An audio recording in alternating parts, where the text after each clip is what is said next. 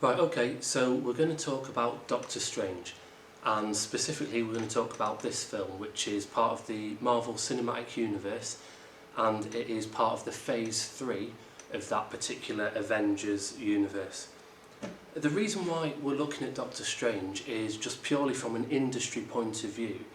It's interesting to see how Hollywood and big conglomerate companies such as Disney are able to self-market and fund and create these films, and it'll give us an insight into that whole kind of structure that's in place and that dominance of Hollywood over the film industry.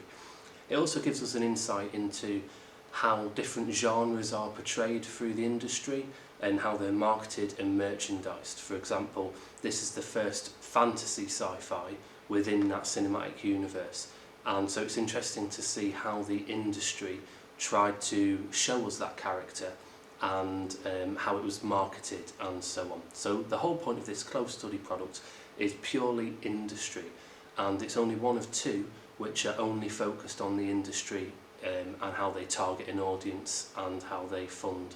Okay, so let's crack on. Right, so let's talk about the basics with Doctor Strange. So it was released in 2016 and it was directed by Scott Derrickson, and the film is rated as a 12A. Now the regulation here is important because a 12A is a cinema only rating. It means you're either 12 or you can be younger than 12 if you are accompanied by an adult. A rating on DVD would in fact just be a 12, as you can see. Now the reason, and actually on the back of the DVD box it tells us, that rating is because of moderate fantasy violence and injury detail, of which we're talking about the car crash that injures Doctor Strange.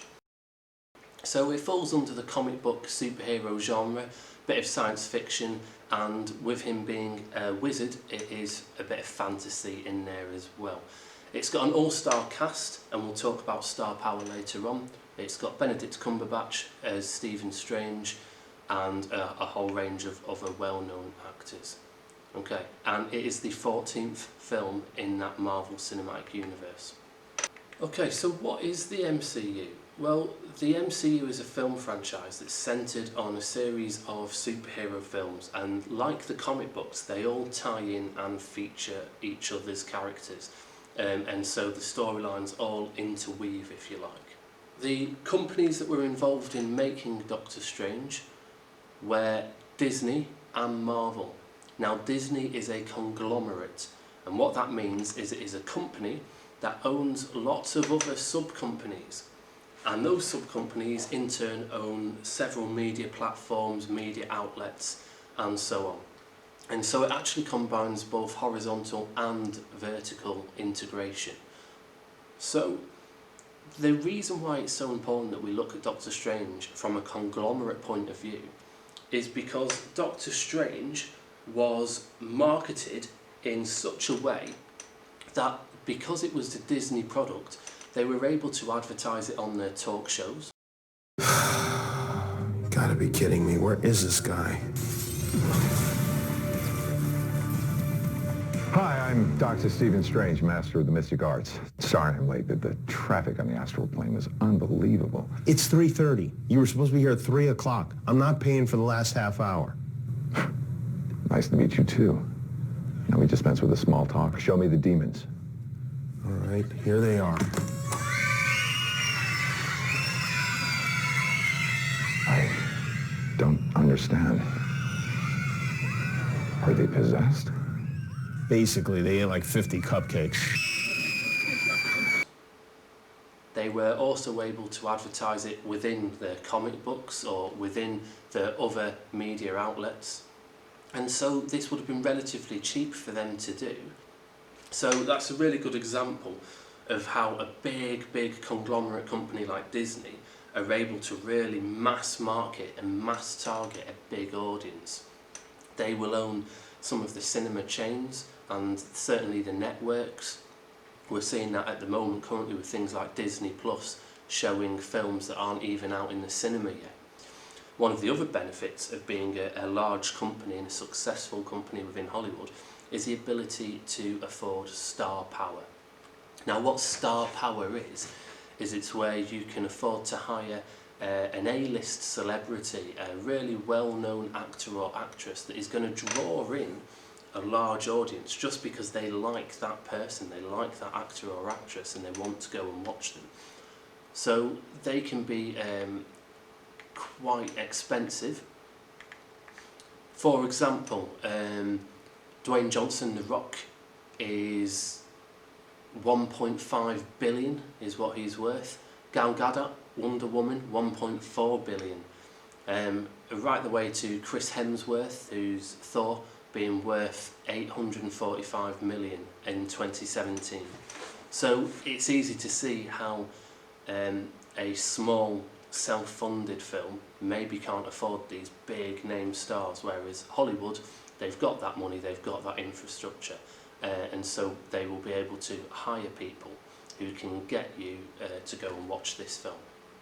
The star power that Doctor Strange uses is Benedict Cumberbatch, who was very popular from his Sherlock series on BBC, and that would have been in America as well, BBC America, as well as people such as Tilda Swinton, who will draw in a different kind of audience.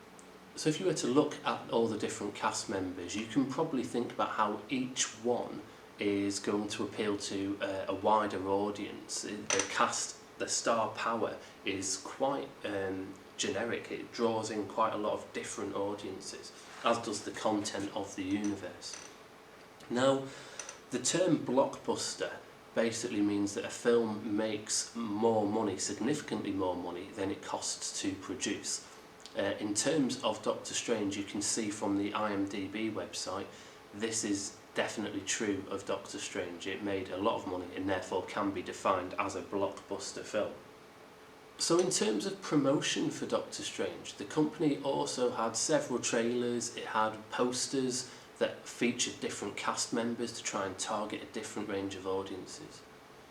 You had interviews with the stars of the show, and these would have mostly taken place on other platforms within Disney's conglomerate. But not always, they will have also done interviews, radio interviews, TV shows for other magazines and things outside of that conglomerate. TV spots, concept art, information and production details, cast panels at the Comic Con, which is a comic convention, and there were also some multimedia promotion platforms. So social media played a large role in this to try and target a younger audience as well. So there were animated GIFs, there were animations that would pop up on your news feed, and there were even social media built-in products within phone booths and things like that. So I'll show you that in a quick clip now.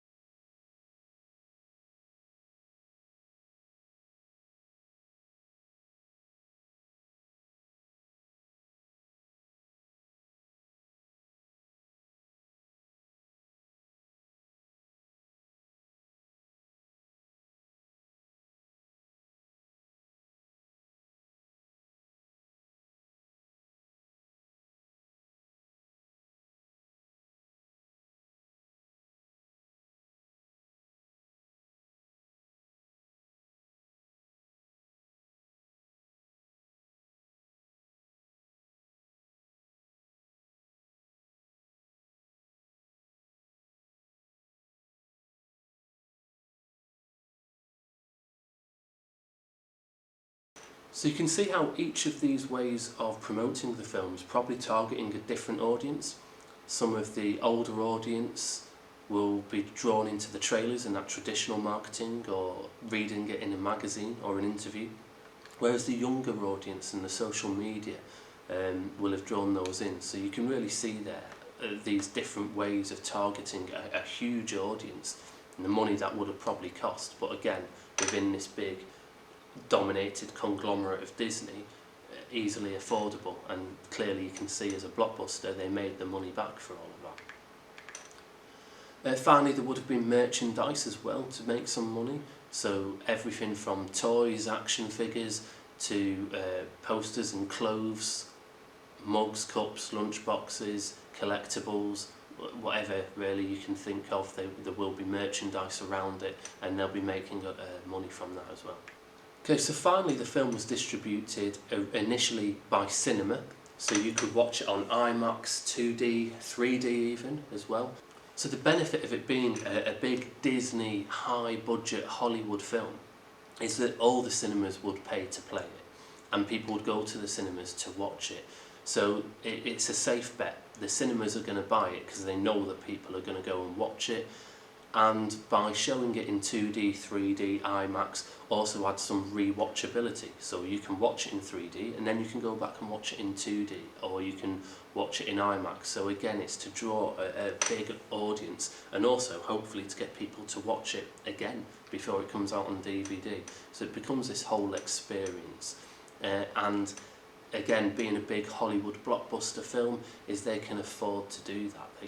That's the whole idea of getting that money and making financial success.